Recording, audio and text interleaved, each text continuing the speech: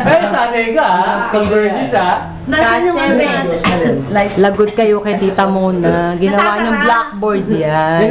Nabuburan naman. Hindi 300. Baba mo naman yung damit ni Tita G. Kunwari pa nagbababa eh. Kunyari pa, sa gilid lang. Yung gilid, kitang-kita yung hamonado. Nakikinig. Lagyan mo din total na to, Ayaw mo na, John. Shot ko muna, John. Ano ba yun? Sa dami-dami na pwedeng tanongin. Tangina, hindi nyo tinigilan kasi kayo nakakasagot. Kitten!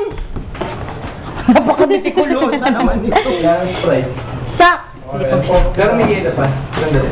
Bale, 56 lahat. Ma! 343. Anong times? Wala na, 4 muna. Tama. 343. 343. Wala. Oh, siya mo pa siya ita times sa 7. Times plus 7. Bakit? 7 lang. Bakit? 7, 40, 100. Oh. Oh, ano? Kaya nga. Ay, susunod na 7, 28. 40, 100, 25. Ano, bilang-bilang din sa daliri. Ano na Kanya-kanya. Ano?